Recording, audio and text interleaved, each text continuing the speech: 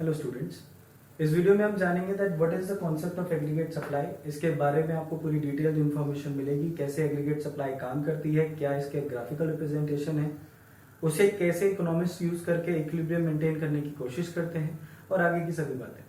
तो the concept of aggregate supply, इसमें सबसे पहले हम जान लेते हैं that what do you mean by aggregate supply.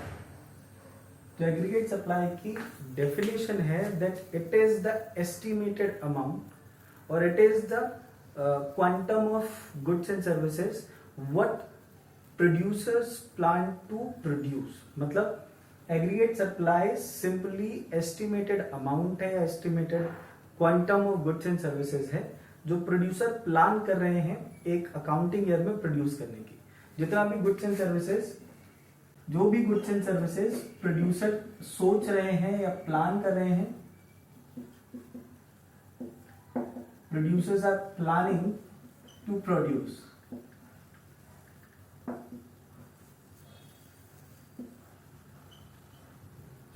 तो planning to produce by producer during an accounting year is known as aggregate supply. तो एग्रीगेट सप्लाई की डेफिनेशन बनी that it is the quantity of goods and services that the producers are planning to produce in an accounting year is aggregate supply. As you all know that कि production लगातार चलता रहता है, ये कभी रुकता नहीं है। प्रोड्यूसर कभी भी प्रोडक्शन को बंद नहीं करता, वो लगातार चलता रहेगा। डजेंट मैटर कि ये जनवरी है, मार्च है, अप्रैल एंड है या फिर ईयर स्टार्टिंग है या ईयर एंड है, उससे कोई फर्क नहीं पड़ता, ये लगातार काम चलता रहता है।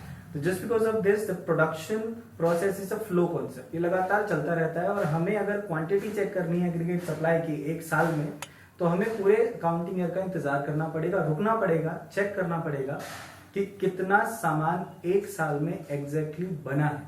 तो ये पूरे अकाउंटिंग ईयर के बाद ही हो सकता है, एक साल रुकना पड़ेगा, इंतजार करना पड़ेगा इसकी कैलकुलेशन के लिए। That's why it is a flow concept. इससे पहले एक और बात जान लेते हैं कि प्रोडक्शन चैप्टर नंबर 4 में हमने जाना that production simply implies value addition. और वैल्यू एडिशन क्या है? ये एक प्रोसेस है इनकम जनरेट करने का। तो इनकम जनरेशन प्रोसेस कह सकते हैं इसको, जनरेटिंग प्रोसेस। तो as production implies value addition और value addition implies income generation और जनरेटिंग प्रोसेस, तो वैल्यू एडिशन हमारे लिए बन गई एग्रीगेट सप्लाई, यानी प्रोडक्शन हमारे लिए एग्रीगेट सप्लाई है। वहीं इनकम जनरेशन को हम y से डिनोट करते हैं। तो AS is equal to I, y की आइडेंटिटी यहां पर बनती है that aggregate supply is always equal to y। इसके पीछे आपको रीजन बता देता हूं। रीजन बहुत सिंपल सा है और बहुत लॉजिकल है कि जब हम ये थ्योरी पढ़ रहे हैं, तो मैंने स्टार्टिंग में आपको बताया था कि इस चैप्टर की शुरुआत में कि ये जो थ्योरी आप पढ़ रहे हैं ये केनीज की थ्योरी है। प्रोफेसर केनीज हुआ करते थे, उन्होंने एग्रीगेट सप्लाई और एग्रीगेट डिमांड का कॉन्सेप्ट दिया था on the basis of income level of the people. तो उसके हिसाब से जो प्रोफेसर केनीज की जो थ्योरी पढ़ रहे हैं, उन्होंने 2 सेक्टर क्लोज इकोनॉमी का मॉडल लिया था। And just because of this 2 sector close economy model हुआ क्या, यहां से यहां गए factors of production. House hold sector से प्रोड्यूसर सेक्टर ने फैक्टर्स ऑफ प्रोडक्शन लिए फॉर एग्जांपल 100 रुपीज के, और जितने रुपए का सामान लिया है प्रोड्यूसर सेक्टर ने, एग्जैक्टली प्रोडक्शन भी उतने ही रुपए का करेंगे। यानी 100 रुपए का सामान लिया तो 100 रुपए की वैल्यू वाले गुड्स ही बनाएंगे, और उतना ही पेमेंट यानी factor payment in terms of rent, wages and salaries, interest और प्रॉफिट, ये इनको प्रोवाइड कर दिया जाएगा, जो इनके लिए फैक्टर इनकम कहलाएगा। तो फैक्टर इनकम में भी वही चीजें होती है, rent, wages, salaries, interest and profit. तो जितने रुपए का प्रोडक्शन हुआ एग्जैक्टली 100 रुपीज उतना ही यहाँ चला गया, क्योंकि यहाँ पर 2 सेक्टर क्लोज इकोनॉमी मॉडल है।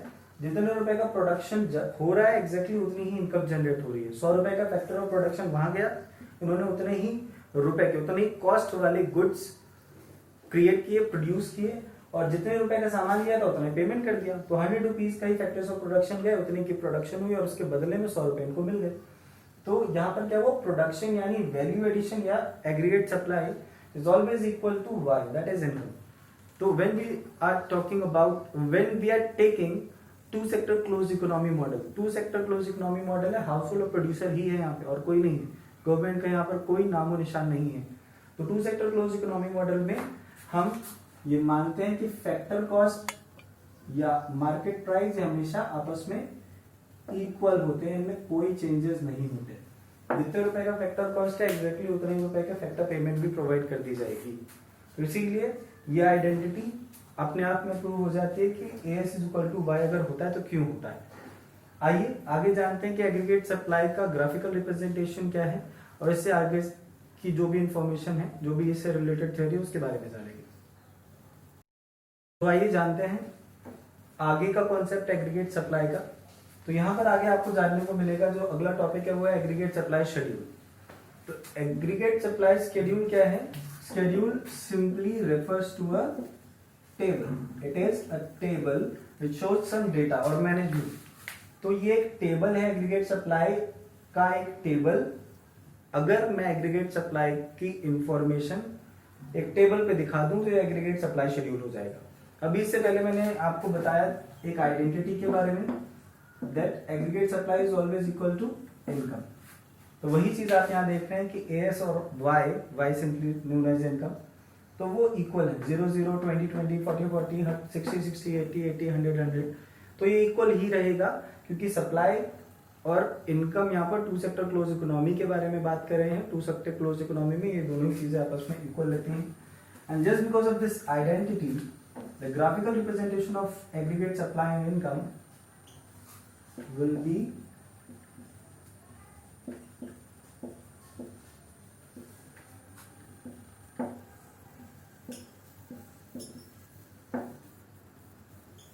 like this।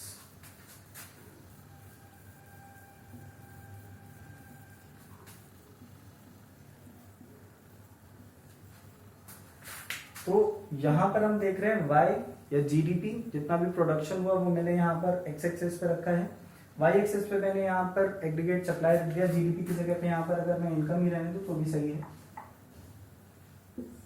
तो यहाँ पर एग्रीगेट सप्लाई आप देखें तो एग्रीगेट सप्लाई का एक स्ट्रेट लाइन जा रहा है, वो भी 45 डिग्री एंगल पे, 45 डिग्री एंगल पे जा रहा है। ये शो करता है equal distribution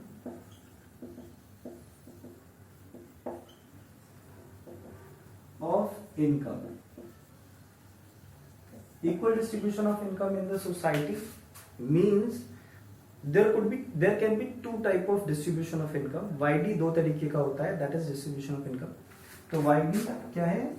distribution of income दो तरीके का हो सकता है। माइक्रो इकोनॉमिक्स में आपने थ्योरी ऑफ डिमांड में पढ़ा है, या तो इक्वल होगा या अनइक्वल होगा।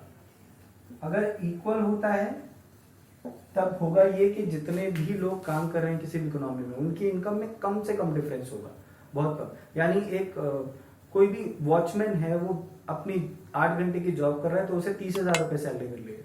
वहीं एक डॉक्टर डॉक्टरी करने के बाद, सब कुछ MBBS कंप्लीट करने के बाद, अपनी सारी पढ़ाई करने के बाद उसे 35 या 40,000 रुपए ही तनख्वाह मिले। तो यहाँ पर इन दोनों की इनकम में ज्यादा डिफरेंस नहीं है, तो ये इक्वल डिस्ट्रीब्यूशन ऑफ इनकम कहलाता है। वही अनइक्वल डिस्ट्रीब्यूशन ऑफ इनकम क्या है? एक इंसान कमा रहा है 1 करोड़, दूसरा कमा रहा है 1,000 या 10,000। There is a big difference in the income level of the people. ये unequal level economic divide create करता है जो किसी भी इकोनॉमी में नहीं होता। जनरली हम ये मानते हैं और केनीज ने भी ये माना है कि किसी भी एक आइडियल इकोनॉमी में इकोनॉमिक डिवाइड क्रिएट नहीं होने देती गवर्नमेंट या सेंट्रल अथॉरिटी। तो इसीलिए उन्होंने इक्वल डिस्ट्रीब्यूशन ऑफ इनकम का मॉडल लिया और उन्होंने 45 डिग्री एंगल पे हमारे लिए इनकम लाइन बताई और बताया कि इक्वल डिस्ट्रीब्यूशन शो करती है। And this line is also known as line of reference.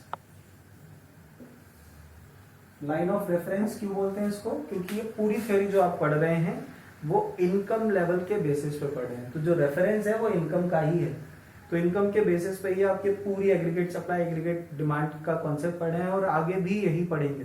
Chapter number 8 chapter number 9 में भी मैं आपको इसी से रिलेटेड थ्योरी पढ़ाऊंगा जो प्रोफेसर केनीज की ही थ्योरी है। तो इस पूरे लाइन को, इस पूरे कर्व को इसी तरीके से समझ सकते हैं आप कि एग्रीगेट सप्लाई जितना भी होगा इनकम भी लगभग उतनी ही होगी। एग्रीगेट सप्लाई बढ़ेगा तो इनकम भी बढ़ जाएगी, एग्रीगेट सप्लाई और बढ़ेगा तो इनकम और बढ़ जाएगी। And this is how aggregate supply works. ये रहा इसका ग्राफिकल रिप्रेजेंटेशन, ये रहा टेबुलर प्रेजेंटेशन। इससे पहले मैंने आपको इसकी थ्योरी तो बता ही दी है, डेफिनेशन बता ही दी है। एग्रीगेट सप्लाई के कॉन्सेप्ट में बस इतना सा। आगे जानेंगे कंजम्पशन फंक्शन और सेविंग फंक्शन के बारे में, और साथ ही साथ इनसे रिलेटेड अपने कॉन्सेप्ट के बारे में। Thank you.